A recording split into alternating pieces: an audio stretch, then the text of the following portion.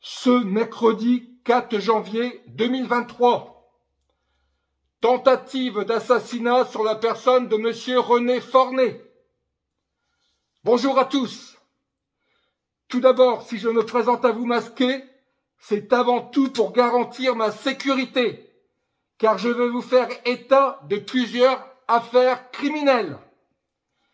J'ai eu connaissance sur les réseaux sociaux d'une ignoble affaire de tentative d'assassinat sur la personne de Monsieur René Forné, domicilié à Grenoble, lanceur d'alerte, victime des réseaux mafieux dans le monde judiciaire, et ce depuis 1994. Après m'être entretenu au téléphone avec ce dernier, j'ai souhaité m'impliquer afin de lui apporter non seulement un soutien, mais également mon aide, en ma qualité de citoyen, étant moi-même une des victimes parmi tant d'autres des mafias criminelles qui gangrènent le monde judiciaire. D'autre part, je suis tout comme Monsieur René Forné, lanceur d'alerte, et souhaite alerter l'opinion publique sur les risques qui continuent à peser sur la personne de Monsieur René Forné, à savoir une nouvelle tentative d'assassinat qui, cette fois, pourrait fort bien lui être fatale. L'union fait la force. C'est l'une des raisons pour laquelle je réalise cette vidéo. Affaire criminelle, Monsieur René Forné, victime d'une tentative d'assassinat. Le 12 novembre 2022, vers 15h50 en Isère, sur le pont de Catane, côté Cessiné. Monsieur René Forné accuse les milieux de la corruption dans les institutions du cartel grenoblois, justice, police, immobilier. Le jeudi 10 novembre 2022 vers 16h, Monsieur René Forné sort d'une audition qui a eu lieu dans le bureau de la juge d'instruction suite à sa plainte du mois d'août 2020. Il vient de mettre en cause, pour faux et usage de faux, un huissier de justice, un avocat et 2 agences immobilières. Curieusement, 48 heures après cette audition, Monsieur René Forné reçoit une balle de LBD dans la tempe gauche. Monsieur René Forné n'a aucun doute. Il s'agit bel et bien d'une tentative d'assassinat commanditée par la mafia grenobloise. En partant de chez lui, 48 heures après son passage devant la juge d'instruction, le 12 novembre 2022 à 15h50, tiré depuis une voiture, il déclare avoir pris une balle de flashball ou LBD dans la tempe gauche. Il déclare, vu mercredi 16 novembre 2022 sur l'image de scanner, sa fracture à la tempe gauche est de la taille d'une balle de ping-pong. 3 mois de précaution en attendant la cicatrisation. Monsieur René Forné se dit qu'il a eu beaucoup de chance, mais le corps médical partage également cet avis, car il est miraculeusement vivant et rescapé d'une ignoble tentative d'assassinat. Il ajoute que si sa tempe n'avait pas résisté, c'était le crime parfait. Enfin, il affirme que la gendarmerie de Cessiné refuse de mener l'enquête suite à un classement sans suite émanant du procureur de la République. Une fois de plus, force est de constater que le dossier dérange la police et le bureau du procureur de la République. Monsieur René Forné a informé le 5 décembre 2022 l'IGPN de Paris par lettre recommandée avec accusé de réception. En date du 7 décembre 2022, Monsieur René Forné a déposé une plainte pour homicide volontaire au doyen des juges d'instruction en lui demandant de faire la jonction avec l'affaire du 10 novembre 2022. Monsieur René Forné a indiqué qu'il y avait une extrême urgence, à savoir récupérer la vidéo de la tentative d'assassinat du 12 novembre 2022 à 15h50. Par ailleurs, M. René Forné m'a indiqué avoir désormais des doutes concernant les causes du décès de son ex-épouse, survenu en date du 30 septembre 2020 à Lunel, dans l'Hérault. Cette ignoble affaire est loin d'être une affaire isolée, contrairement aux idées reçues, tout comme de nombreux pays n'en déplaisent à nos politiques. La France n'est pas épargnée par la corruption, au cœur même de la justice de la République. En effet, je peux vous affirmer, c'est une très grande partie du monde judiciaire qui est sous l'emprise des réseaux criminels mafieux. Je vais désormais vous parler de ma situation, car je suis victime depuis maintenant plus de 18 années des réseaux mafieux des Hauts-de-France. Je me présente, je m'appelle Patrick, je suis domicilié à Lesdins, près de Saint-Quentin, dans les Hauts-de-France. Comme je vous l'ai indiqué dans mes 4 vidéos précédentes, le début de tous mes malheurs remonte au 28 septembre 2004, lorsque j'ai été victime d'un conflit d'intérêts dans le bureau d'un avocat de renom de Saint-Quentin.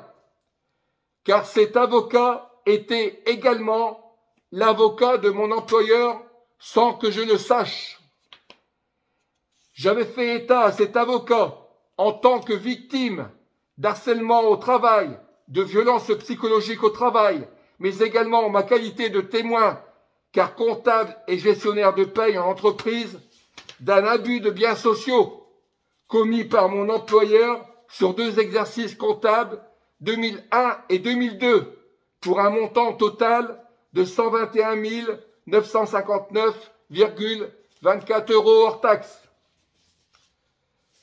Ma rencontre avec cet avocat a eu de lourdes conséquences pour moi. En effet, le 9 novembre 2004, je suis victime d'un premier complot savamment orchestré par l'avocat de mon employeur, car ce dernier me signifie mon licenciement pour un refus de travail que, bien évidemment, j'ai aussitôt contesté par courrier, mais également au Conseil des prud'hommes. Depuis cette mauvaise rencontre du 28 septembre 2004 avec cet avocat, je suis victime de représailles, tant dans ma vie privée que professionnelle. Cela fait maintenant 6673 jours, soit plus de 18 années, que je suis victime de représailles criminelles en bande organisée. J'accuse les mafias criminelles des Hauts-de-France d'avoir organisé une ignoble vendetta à mon encontre. Afin que vous puissiez comprendre, et sans trop rentrer dans les détails pour le moment, je souhaite vous faire état d'une ignoble affaire criminelle. Affaire criminelle, mes chers voisins. Cette dernière a eu de lourdes conséquences, notamment une extorsion de fonds de plusieurs milliers d'euros, sans oublier les tortures mentales, mais pas seulement. Cette affaire, vous pouvez la retrouver sur ma chaîne YouTube. Il s'agit de ma 4e vidéo du 29 octobre 2022. Affaire criminelle, mes chers voisins. Je fais une petite parenthèse en reprenant l'une des expressions. 3D valent mieux que 3 juges corrompus. Citation de maître Wilfried Paris, cet ancien avocat au barreau de Rouen qui fut, selon ses écrits sur les réseaux sociaux, victime le 3 décembre 2015 d'une tentative d'assassinat. En effet, le procureur de la République de Rouen fit envoyer les forces spéciales de la BRI au domicile des parents de maître Wilfried Paris, le faisant passer pour un dangereux kamikaze prêt à en découdre et lourdement armé. sur les bases d'accusations téléphoniques délirantes faites sous fausse identité. Je ne manquerai pas de reprendre le titre des livres de François Ratage. François Ratage, investigateur, écrivain et illustrateur. La terre est plate, affaire suivante. Ce titre en dit long sur la situation mafieuse de notre justice française, dans les mains de personnes qui se servent de leur statut pour former un cartel afin de pouvoir s'enrichir sur le dos de leurs victimes. François Ratage ne manque pas de pointer l'implication et l'emprise des réseaux maçonniques qui sont la raison de tous les malheurs judiciaires des personnes ordinaires dont je fais partie. La corruption, une tradition bien française dans le monde de la justice. Je souhaite faire état de l'article 222-1 du Code pénal concernant la torture mentale. Le fait de soumettre une personne à des tortures ou à des actes de barbarie est puni de 15 ans de réclusion criminelle. Je rejoins M. François Ratage, qui a notamment écrit un livre ayant pour titre « La profession d'avocat doit disparaître ». En effet, je confirme que la corruption s'exerce dans un premier temps à travers les avocats. Concernant mes 4 plaintes adressées en 2009, 2019 et 2020 au procureur de la République de Saint-Quentin, les 3 premières concernent l'affaire criminelle Mes chers voisins pour des problèmes de corruption et la 4e du 13 mai 2020 concerne une plainte à l'encontre de mon dernier employeur pour des faits de violence en réunion, de vendetta. Or, toutes mes plaintes sont restées sans réponse de ce dernier. Force est de constater que le contenu de mes 4 courriers dérangeait fortement le parquet de Saint-Quentin en raison de son contenu, mais également de mes accusations de vendetta suite au conflit d'intérêts dont j'ai été la victime et que j'ai évoqué au début de cette vidéo. Un conflit d'intérêts lourd de conséquences. La justice devra m'être rendue pour tous les préjudices que j'ai subis. C'est ainsi que fonctionne la justice de notre pays. C'est une tradition bien française, une justice entre copains, pour les copains. Déclaration choc de M. Claude Butin, qui fut avocat au barreau de Paris puis magistrat. Ne faites jamais confiance en la justice de votre pays. Dans le livre d'Ernest Pardo, La supercherie judiciaire, en bas de la page 269, on peut lire « La victime se retrouve ainsi neutralisée, ruinée, anéantie, désintégrée. » Je vous invite à regarder la vidéo de l'interview de maître David Koubi, avocat au barreau de Paris, par Finkerview. Déclaration choc de maître David Koubi. Il y a bel et bien 2 justices. Celle qui est en faillite pour les gens ordinaires et la justice des copains qui est tenue et opère suivant des logiques de pacte de classe. La relation de fait, on ne peut pas ne pas le voir. Les réseaux à l'œuvre, fraternité, c'est-à-dire l'emprise de la franc-maçonnerie au cœur de la justice de la République. Je vous invite à lire un article très intéressant du journal L'Express d'avril 2010. L'Aisne, le vrai pouvoir des francs-maçons, élus, patrons, avocats, médecins, journalistes, leur figure de proue, des effectifs en forte hausse. Tant que les citoyens français seront endormis, les mafias criminelles au cœur même de la justice de la République continueront à s'enrichir sur le dos de leurs victimes, et ce, dans l'indifférence d'une société totalement aveuglée par les médias. Je vous avais indiqué dans ma première vidéo que je n'étais pas la seule victime de cette corpomafia. Nous sommes des milliers dans ce cas. à être victimes de persécutions criminelles par les réseaux judiciaires mafieux, et ce, dans une indifférence totale du pouvoir politique, mais également des médias, car ces derniers sont tenus au silence par les réseaux criminels. La corruption et le pillage judiciaire mafieux sont sans limite. Ils sont couverts par l'ensemble de la profession, les uns étant corrompus, les autres craignant pour leur vie et leur carrière professionnelle. Il faut savoir qu'une partie de la profession finit par démissionner, car ne pouvant exercer son activité dans des conditions dites normales. J'ai également subi de graves violences dans ma vie privée.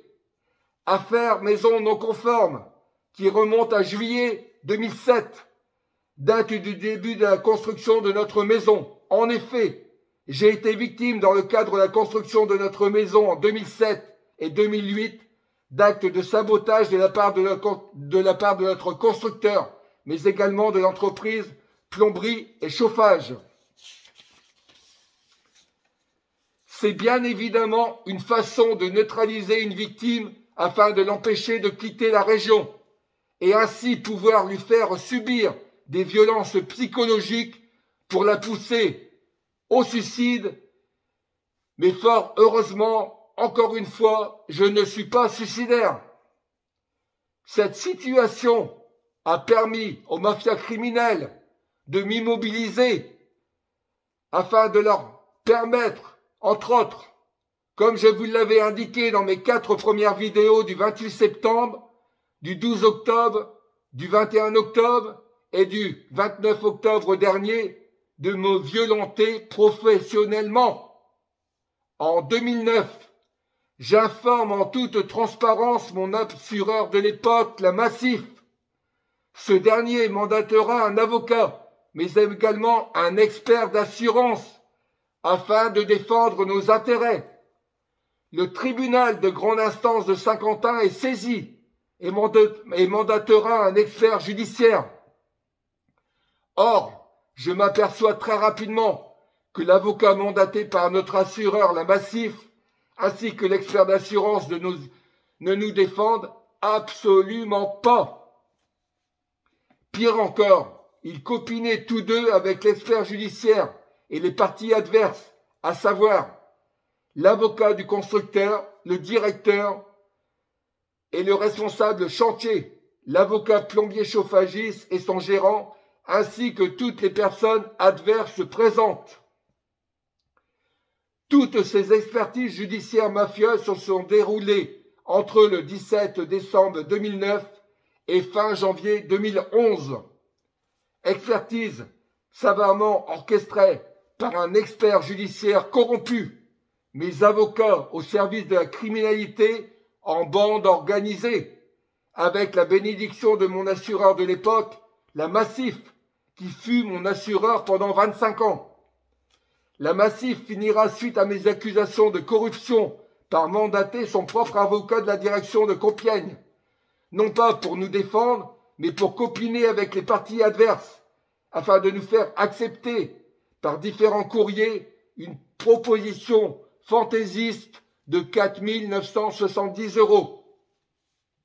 Sous les menaces, le chantage, les intimidations, afin de clore un dossier puant, véreux, d'une barbarie ignoble, avec des gens sans scrupules, n'hésitant pas à braver tous les interdits, y compris le faux en écriture publique, au profit du constructeur, de la société de chauffage et de plomberie, sans oublier les assureurs.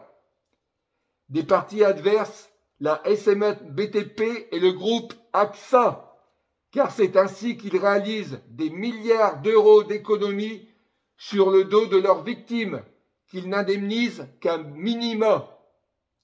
C'est ainsi que fonctionne la Massif, qui, d'après les informations que j'ai pu recueillir, a déjà été condamnée à indemniser des clients pour des faits similaires. Le système judiciaire mafieux fonctionne selon un mode opératoire bien connu qui transforme les victimes en bourreaux. Les agents d'exécution deviennent ainsi des victimes qui s'enrichissent. La responsabilité de la Massif est importante, d'autant qu'elle finira par mettre ses menaces à exécution afin de nous affaiblir, à savoir résilier tous nos contrats d'assurance. Cette affaire est devenue en 2013 maison non conforme, qui a donné son nom à mon site maisonnonconforme.fr, que vous aurez, si vous le souhaitez, la possibilité de visiter une fois que vous aurez visionné cette vidéo. Vous pouvez également vous y rendre en tapant je suis patrick.fr ou je suis victime.fr ou je ne suis pas un chien.fr.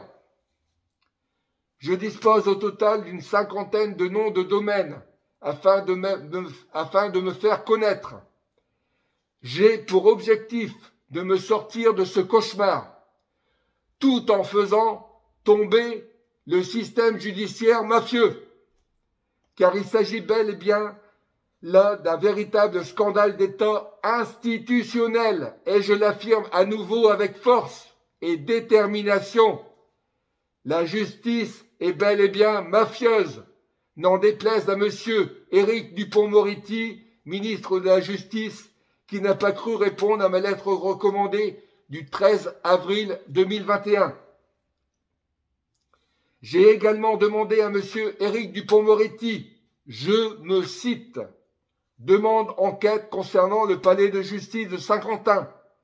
Il ne peut y avoir de zone de non-droit. Or, force est de constater que le palais de justice de Saint-Quentin est une zone de non-droit, n'étant rien d'autre qu'une organisation criminelle très lucrative pour les copains. Les 18 années de persécution criminelle dont je suis la victime, soit plus de 6673 jours, me permettent de vous affirmer sans embâche que la justice est gangrénée par les mafias qui agissent en bandes organisées et qui ont pour objectif, entre autres, de s'enrichir en pillant leurs victimes par n'importe quel moyen.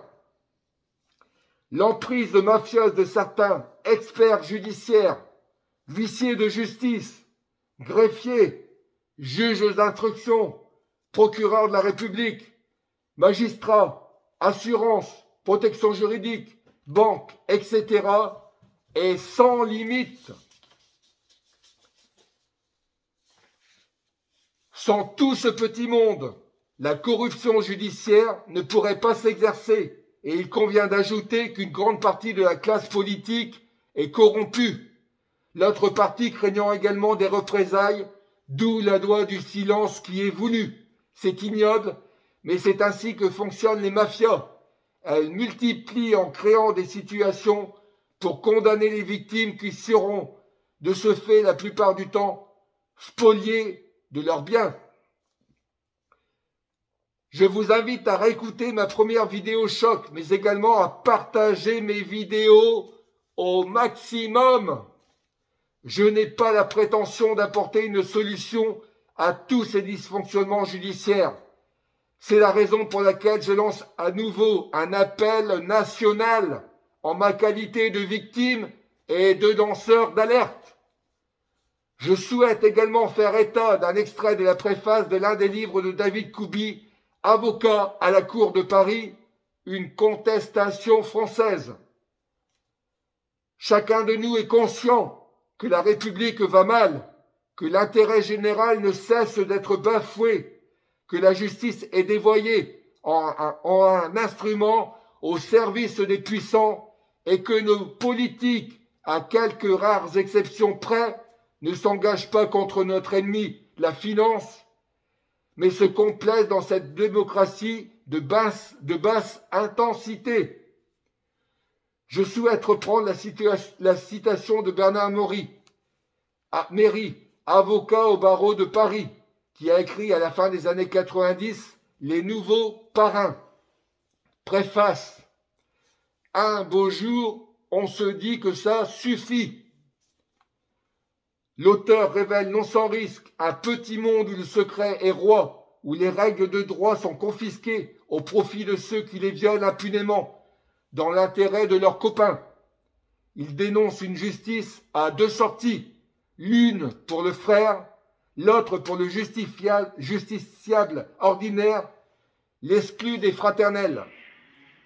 Des viviers de richesse sont constitués en terrain de chasse privilégié pour que des compères se repaissent sur le dos de leurs victimes.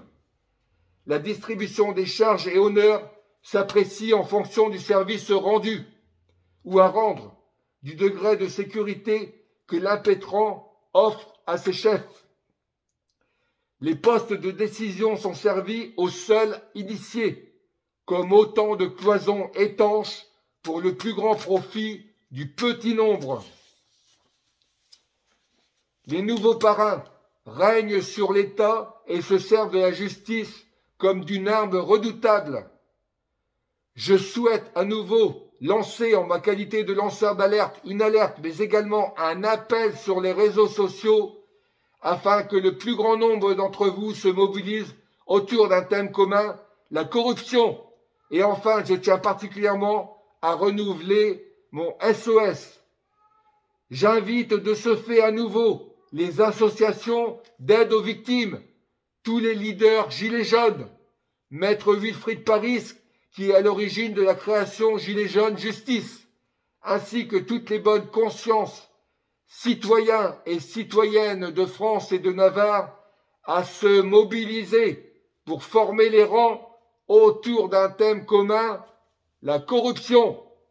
La corruption au cœur même de la justice de la République.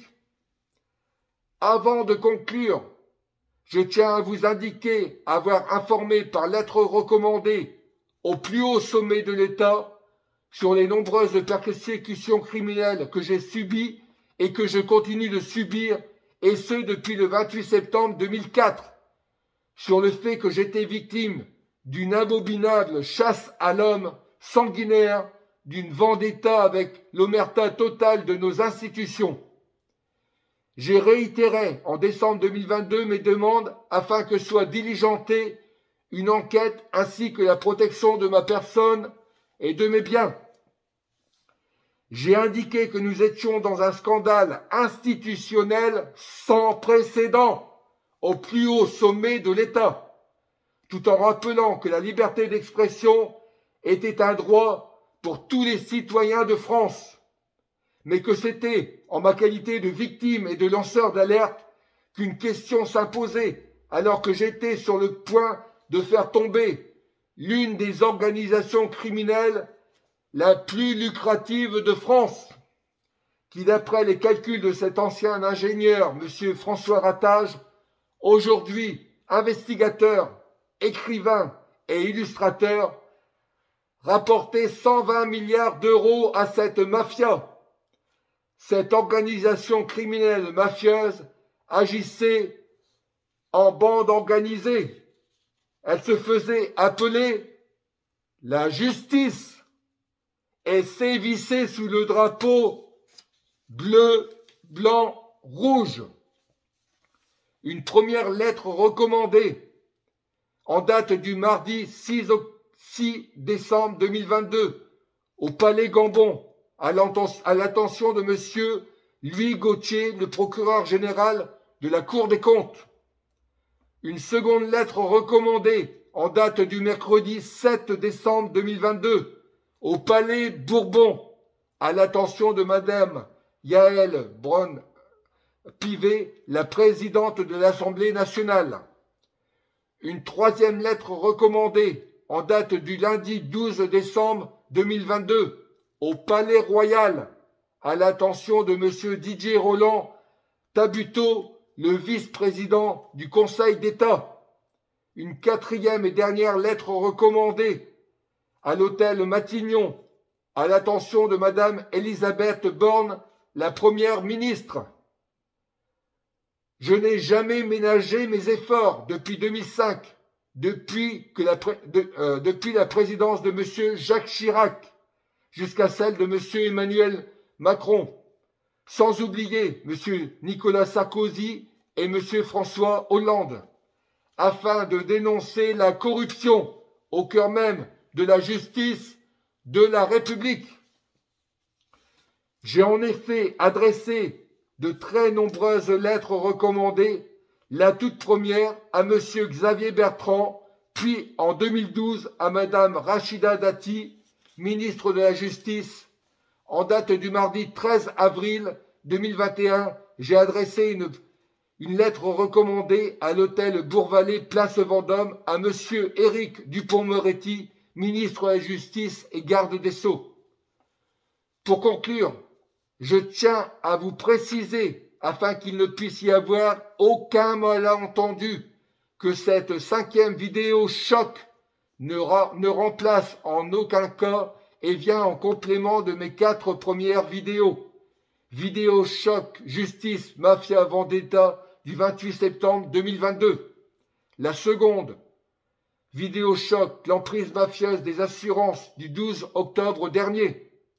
La troisième vidéo, choc mobbing mafia criminelle Vendetta Omerta du 21 octobre dernier, ainsi que la 4e vidéo, choc affaire criminelle mes chers voisins du samedi 29 octobre 2022. J'ai pris la décision de communiquer en vidéo sur les réseaux sociaux avec le plus grand nombre d'entre vous. C'est ainsi que je reviendrai vers vous très prochainement. Citation de Montesquieu.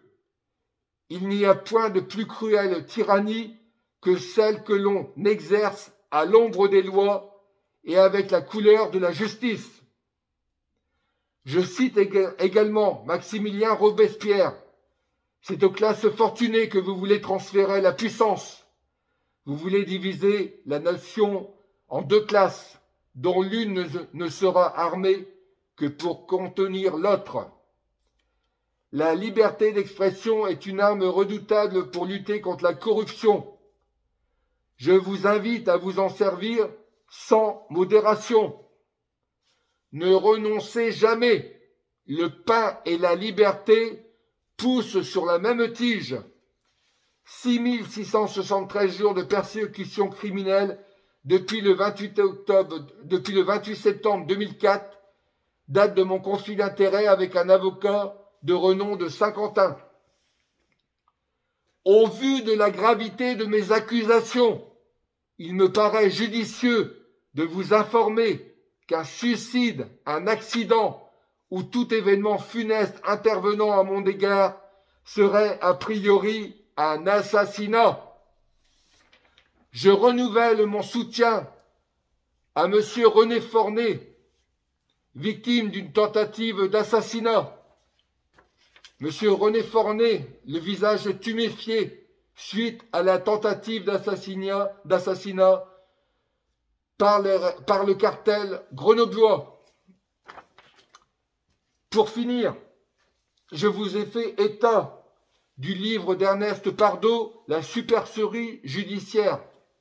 La supercherie judiciaire de la criminalité en col blanc à la criminalité en robe noire. Page 269, je vous ai parlé du processus d'exécution d'une victime.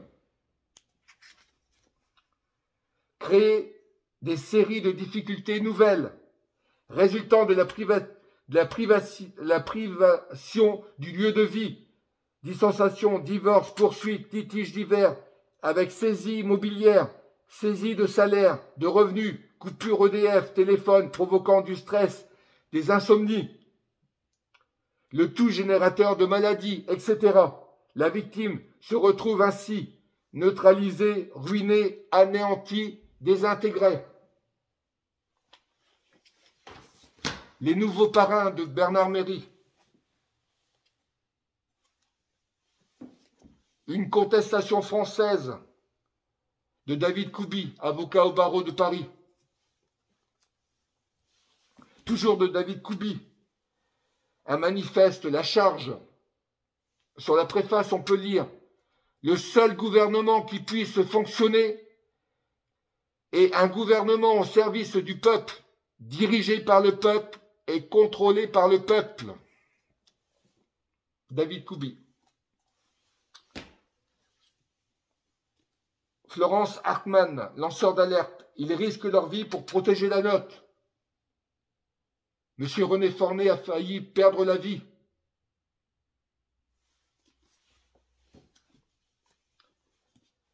de François Ratage, je vous en ai fait état. Donc la terre est plate, affaire suivante. Sur la préface, on peut lire « Avocat ou mafia, la situation est gravissime. En France, la profession d'avocat dispose d'un monopole légal pour défendre vos droits. Or, cette profession est tenue par des gens qui violent la loi et font taire leurs victimes en les menaçant, à tel point que les rares victimes osant témoigner ne le font que sous couvert d'un total anonymat, en dissimulant leur nom ainsi que leur prénom. En ce qui me concerne, je ne dissimule que mon visage. » Toujours de François Ratage. Justice de merde, tome 1. Il existe 6 à 7 tomes, comme celui-ci. Le faux en écriture publique, une traduction française. Quand le pillage devient un moyen d'existence pour des groupes d'hommes qui vivent au sein de la société, ce groupe finit par créer pour lui-même un système juridique qui autorise le pillage et un code moral qui le glorifie. Frédéric Bastiat. François Ratage. Alors, criminel ou pas criminel, la magistrature? Criminel. Toujours de François Ratage. La profession d'avocat doit disparaître, je confirme. La corruption s'exerce à travers les réseaux mafieux d'avocats dans un premier temps. Et pour finir, le journal L'Express, article d'avril 2010. Le vrai pouvoir des francs-maçons, élus, patrons, avocats, médecins, journalistes, leur figure de proue, des effectifs en forte hausse. Donc à l'intérieur du journal, vous pouvez y retrouver un article que vous retrouverez sur mon site maisonnonconforme.fr. Donc en tapant je suis patrick.fr, vous allez tomber directement sur mon site. Donc il y a plusieurs pages qui sont fort intéressantes. La maçonnerie n'est ni plus ni moins qu'influente que le Rotary, etc., etc. Donc un article très complet sur la franc-maçonnerie au niveau du département de l'Aisne.